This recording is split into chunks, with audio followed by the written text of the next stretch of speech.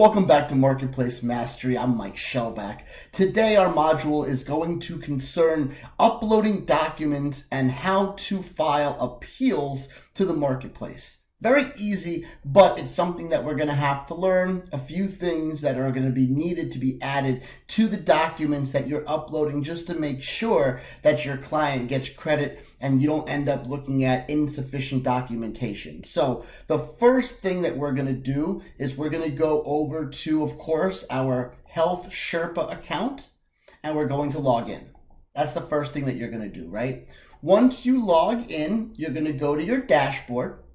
And the cool thing about Health Sherpa is that it's going to keep track of the documents that are being requested. So you'll see right here, you'll see the word documents, and then it'll tell you action required if there's something that's needed, right? You always want to refresh because sometimes things may happen in the background and they may have adjusted. So you always want to go ahead and refresh before you make any changes. So let's just go ahead and look at this particular file.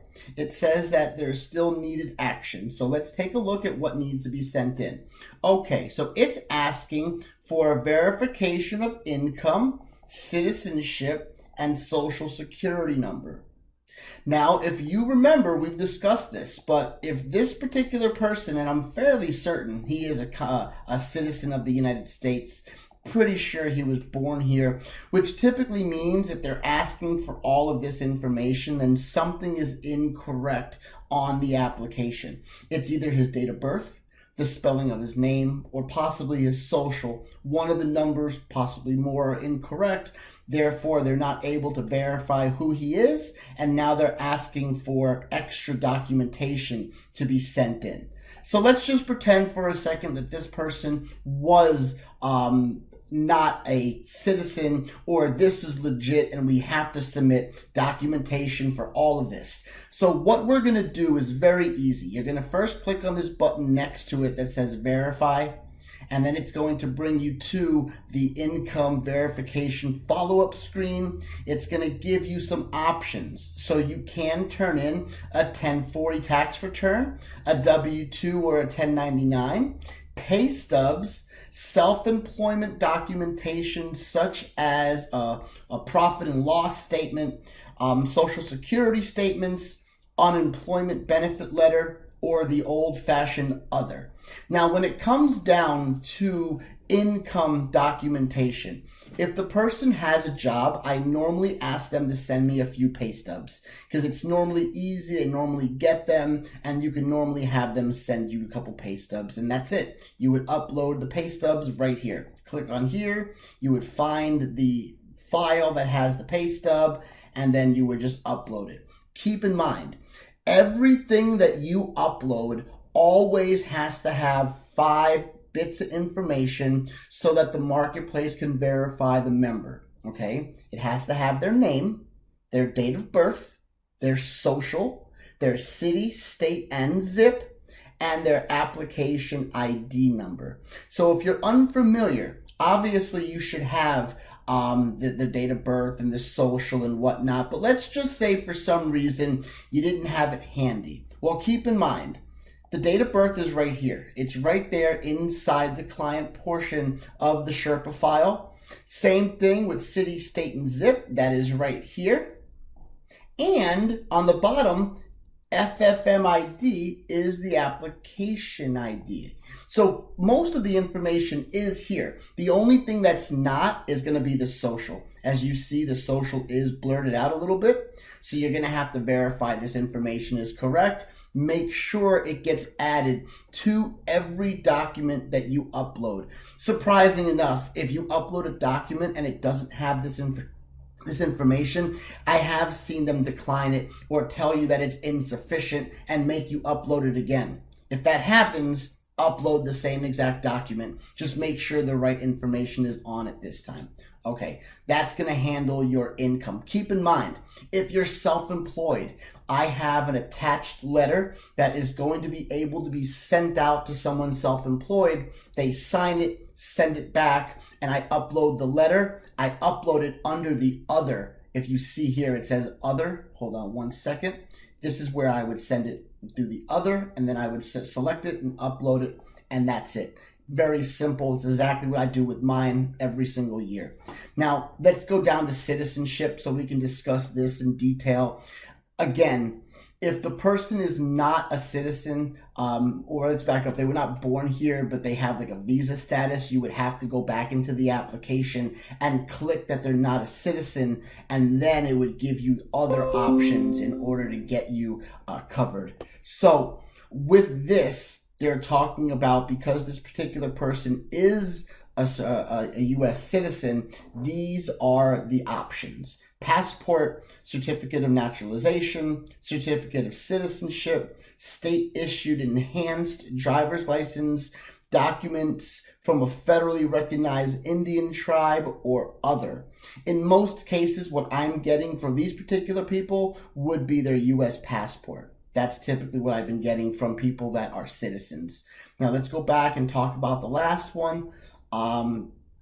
Verify social security number. That's pretty simple. Get a copy of their social, upload it, you're done. Pretty simple. Now let's go back and say that maybe this particular person wasn't really a citizen, and I put that they were. You would go back through the application by clicking here, report changes, and then on the question that says, are you a U.S. citizen, you would click no.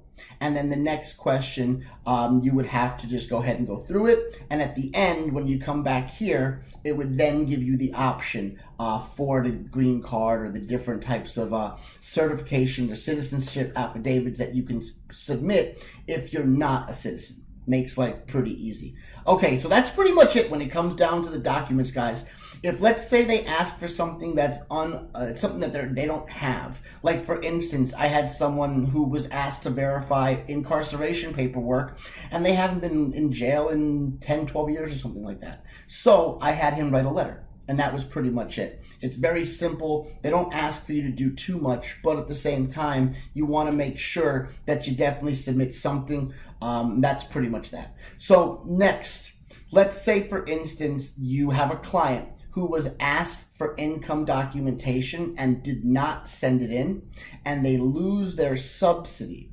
The only way of obtaining their subsidy back, for one, is to reapply for the insurance. That would give them the subsidy moving forward, but it's not going to replenish the subsidy they lost for the month prior.